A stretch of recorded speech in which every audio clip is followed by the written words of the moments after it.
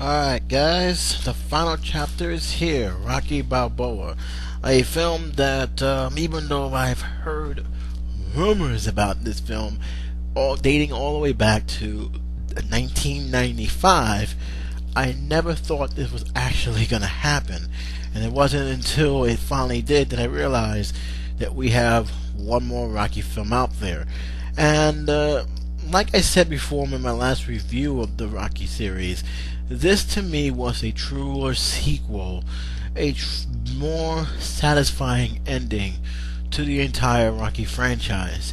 And although there has been talk about having a spin-off simply titled Krieg, to me, the Rocky franchise really did end it with Rocky Balboa, the sixth chapter in the Rocky series. Only now, it is years later. Rocky is in his late 60s, and pretty much he's living fine. He's actually has a restaurant. He's actually moving on, and things seems well, with the exception of one thing.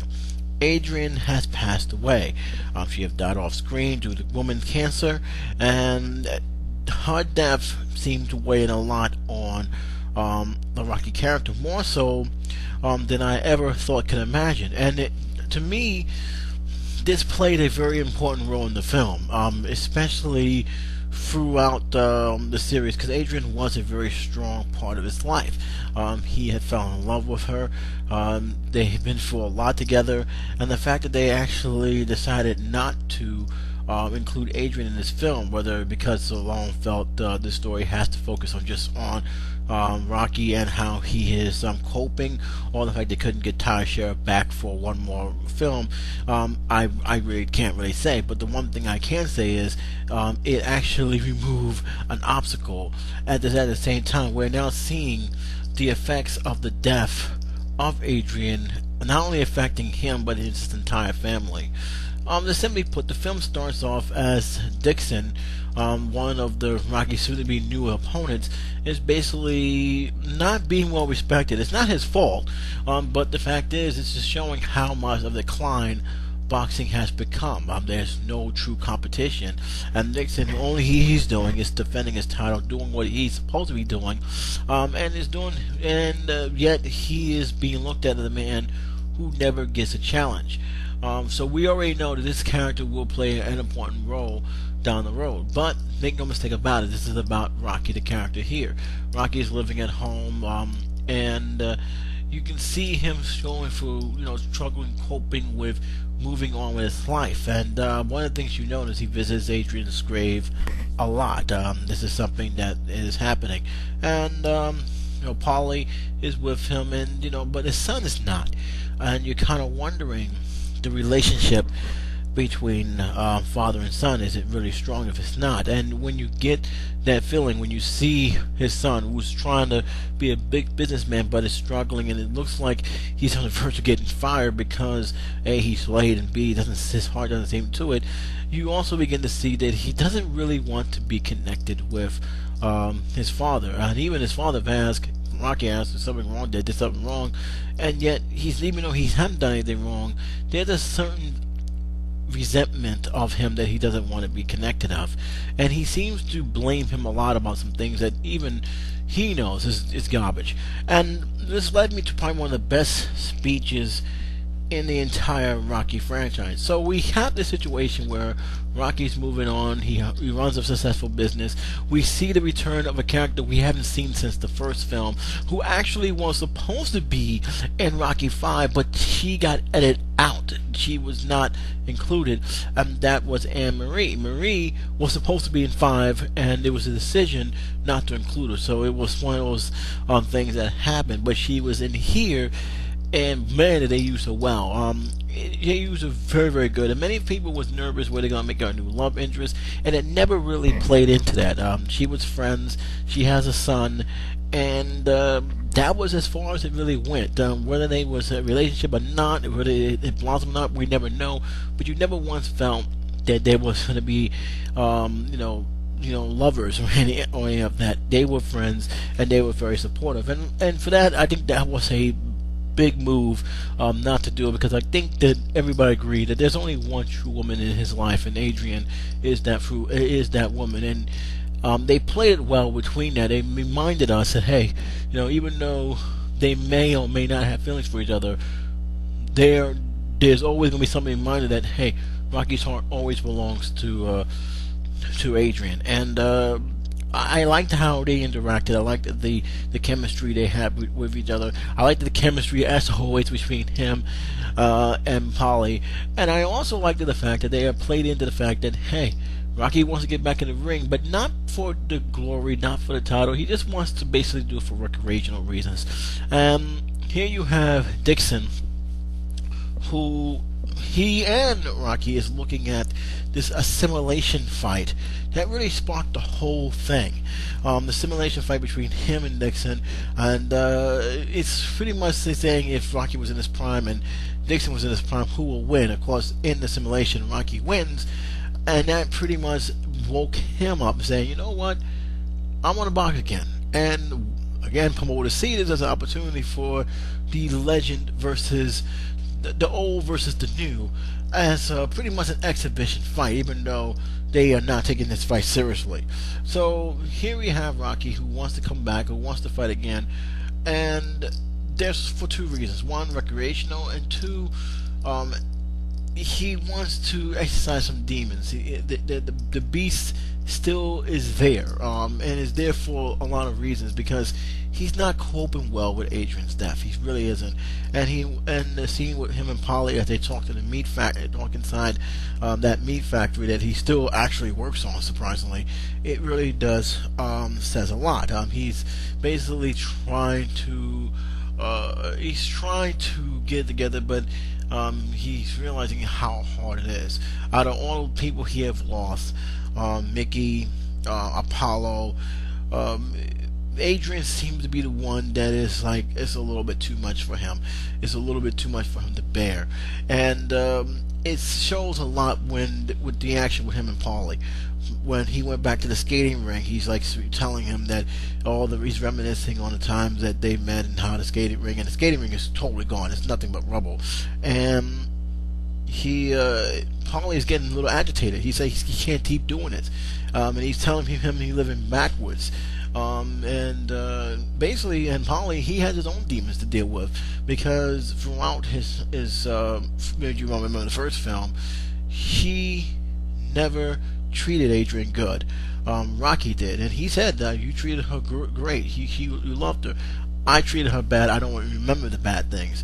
And Rocky said, listen, she always loved you. She always had, and it's true, she always did. But he still felt he knew what he had done when she was alive, and he doesn't want to remember that. So a lot of effects is happening that is genuine, is real emotion, real feelings. And so you've seen Rocky now going, got his license, which he had to go through hell and high water. The physical had passed, he passed everything, but yet the commission doesn't want to give him the license, because they see him as being too old, and they don't want, the last thing they want to do is be criticized for not only giving him a boxer's license, but also possibly putting him to his death. And they're doing that for political reasons. But Rocky said, look, I'm trying to follow something, you guys want to stop me, let me deal with this. I want to fight in the ring. And eventually, surprisingly, they gave him the license. They gave him the go ahead.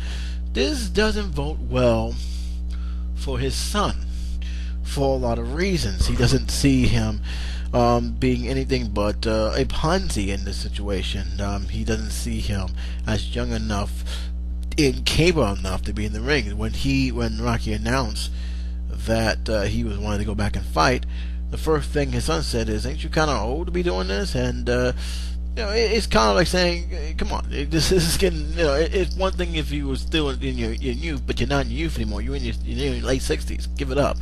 And that's the thing. It's kind of like surprising to hear from his son, because his son seems to be resentful, but he's also trying to talk him out of it not to do it.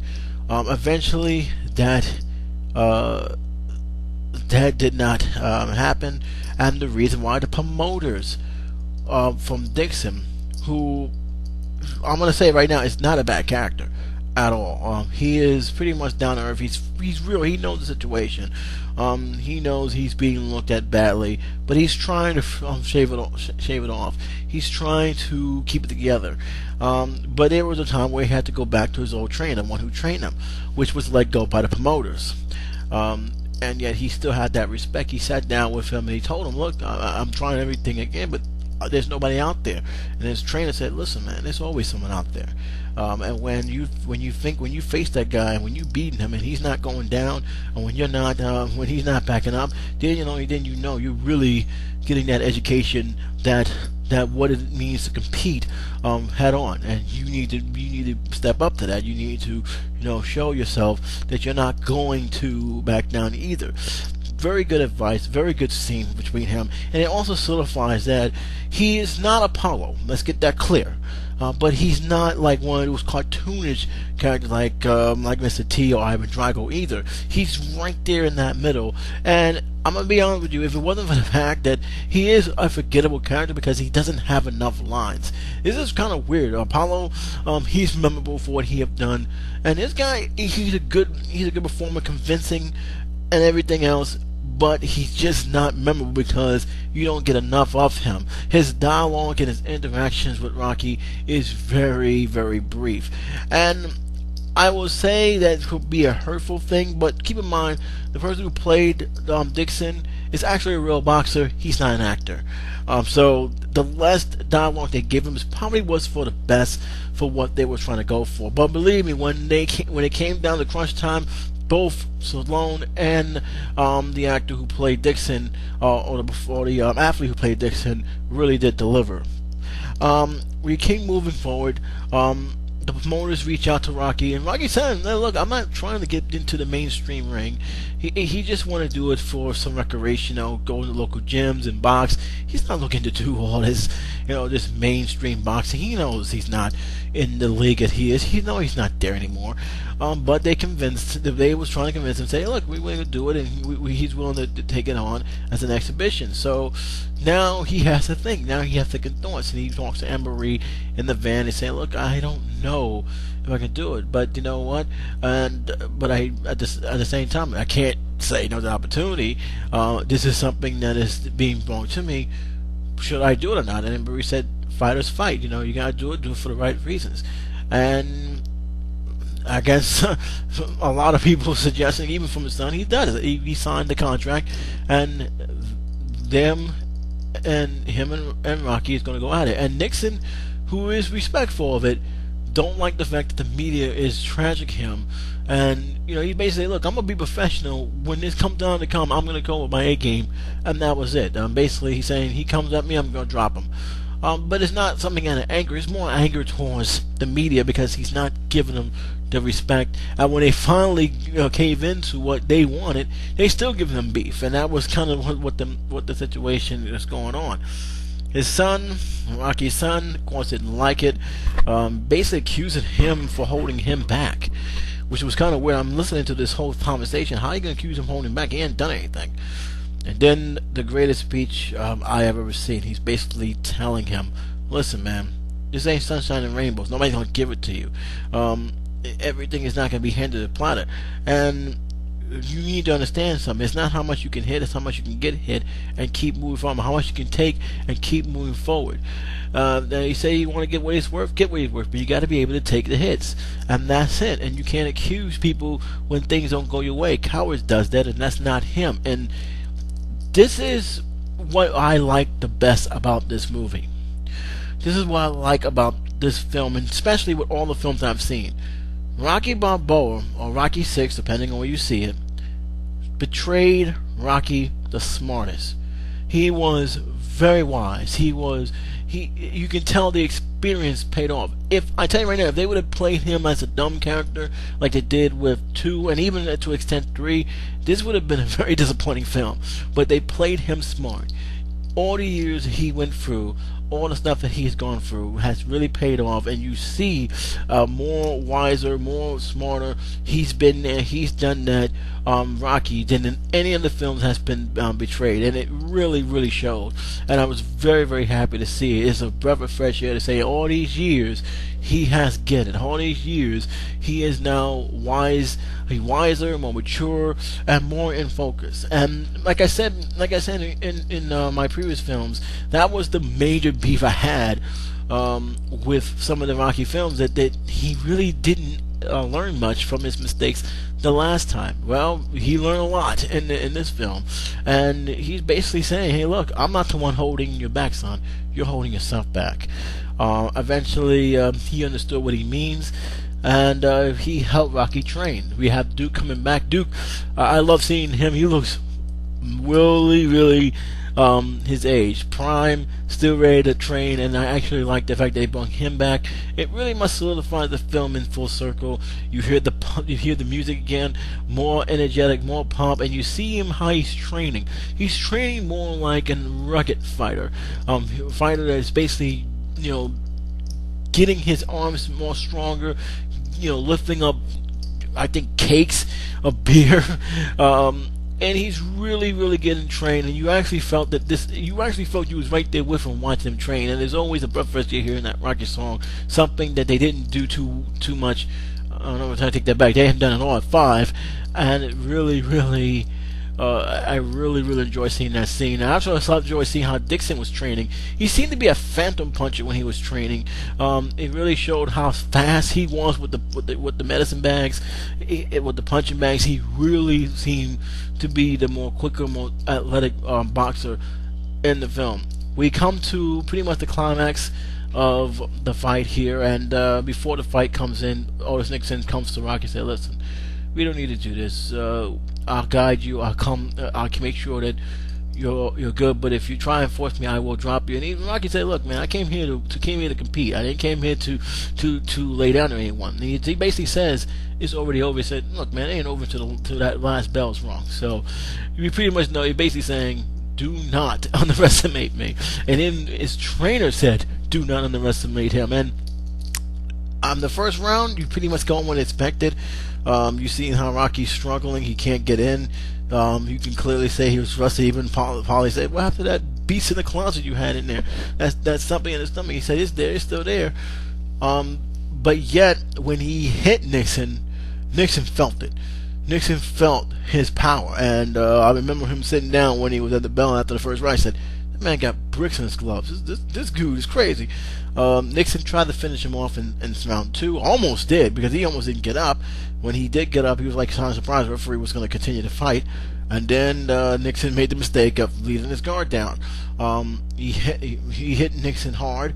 Dixon came back again, but I think he hit him wrong, and next thing you know, his hand was broke, and that was a big blow. And he was getting hit with bombs all over his body, where a point where he had to take a knee after that. He had to, because otherwise he would have been in serious trouble. He tried to fight back, and bell wrong. He told his trainer, "Look, my hand is broke," and the trainer is trying to give him courage, advice to numb up. But then we have again what we all know and love, the fighting montage, and we see the different styles of fighting, and we see how both of them are just leaving it in the ring. And I really did like this montage. And what makes it so unique about this is, out of all the boxing scenes, this was the most realistic one, because they was actually hitting each other. There was an interview with Sylvester Stallone. There was an interview with the boxer that he wanted to be the most authentic fight you can. So when you hear it, that's how they were actually hitting each other, and it was very, very refreshing. Because let's be honest, the third one, they could have killed me, you, anyone. There's no way you could have survived those punches that they was doing. Same thing with 4. But this one, they really solidified the more authentic version of the boxing, and it really paid off. I really, really enjoyed that scene. I really enjoyed how they've done the fighting. And look, there was no way. I know they did 2 endings, the one where Rocky won and the other one where Dixon won. but I actually glad they stuck with the Dixon one, even though I kind of agree with Spoonie and Brad that Dixon career didn't exactly improve because he went the distance to a guy who's closing in on 70. I mean, that's something that a lot of people's going to remind him of. But the one thing I did like, and especially in the end, is that he never backed down either. He said, "Look, I'm going to keep fighting. We're going to keep doing this." Even when his hand is broke, he could have easily stopped, and he said, "No, I got to keep doing this." And that's the kind of education you need to know. There's a guy that's not going to back away. He's not going to give up. And Rocky pretty much taught him that, hey, you may knock me down. I'm going to get back up. Come on, let's keep doing this. You're not finished yet. You still got to go on. And he went the distance, which is something he had never done. And even though he won, Rocky still became the victor because, keep in mind, this is a man who shouldn't have won the distance. And not only he went the distance, but he showed why he was the Italian stallion. And that scene was very, very well done, very, very well played. A sad ending, of course. He went to his Adrian grave, and we see him, saying, "Adrian, we did it," and he basically left. And it basically had the end with the credits, seeing everybody who, imitating that great Rocky run as he climbed the building steps, and basically waved his hands in the air. It was actually a very, very, very good ending credits. I was very happy he did this movie. I really was. I really enjoyed this film. It is a true ending to a very otherwise good franchise, and the reception of 5 being the only disappointing movie. This one, to me, if they would have done 5 the way this was, it would have pretty much closed a chapter of a great film. It didn't happen, but I'm glad this one did it. You can tell that Sylvester Stallone, who actually directed this film, this was his. He directed this, and not the other guy who directed 1 and 5. You can tell he wanted to say something. He wanted to leave a message. He wanted this character to be on a high note. You can tell he had a very deep caring for the script as well as his character that he have done, and it really resonated throughout the whole film. This could have easily been a disaster waiting to happen, but instead he acknowledged the character's old. He acknowledged the character that is not the same anymore. Yet he made the story, and this is what it is. This is a story-driven film. It's not more about boxing, but about how is this guy's going to cope with life after Adrian. How he's going to cope with life with his family, pretty much being apart from each other, and how is he himself? What is he trying to prove? That's why when the ending about when he had that that beast inside him that he has not been ignited. When he finished fighting, when he whispered in Polly's ear, "The beast is finally gone. The beast is gone." I understood what it means. He understood what it means, and that's and even the crowd who I sat there with understood what that means. So it was really much of him, eradicating some old demons that he had, eradicating some pains, some memories that he had, and he did a fantastic job doing that. I really am glad I seen this film. I was very, very nervous when I heard Rocky 6. Really, why it's done? But apparently he wasn't finished, and the first thing I noticed when I saw Rocky 6, I saw the character, I saw the name Rocky Balboa. I said, "Oh, he did another one." And I think people didn't took it seriously at first. I know a lot of people were saying this was a joke, but once the buzz came out, the West Coast critics was more respectable towards this movie than the East Coast. I remember the Post and the News surprisingly gave it 2 stars, 2.5 stars. I was like, why? This is a great film. What did they saw that was not right? I don't know what the other one said. They said it lacked the power of the original film.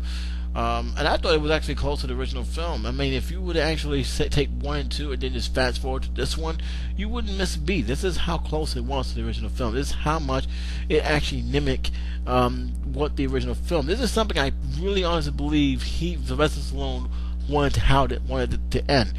Pretty much going back to what made Rocky 1 a overnight success, and pretty much translated as the curtain call. Like I said, there's really nothing more that I can say that I think that I have said it, even Spoonie have said it in many ways. I will say this: the Dixon character does hurt a little bit because you kind of wish you want to see more of his character. He doesn't have too much to do. Again, the screen he is in is good. He doesn't have a very strong impact that I kind of expect, and that is pretty much all I got to say about that. Not the guy's fault; he's not an actor, and obviously they made sure that they didn't put that too much screen on to make it obvious he's not an actor. But I will say this: what screens he was in, the stuff that he have done, it was well done. This film, out of 1 to 4, gets 3.5 stars.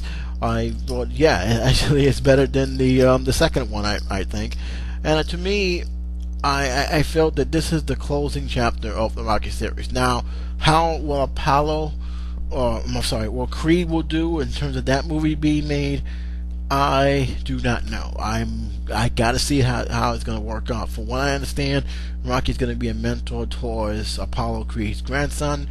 But that's just something that's being thrown out there from time. Only time will tell whether or not that can actually happen. But until then, J77 saying take care, be safe, and I'll talk to you soon.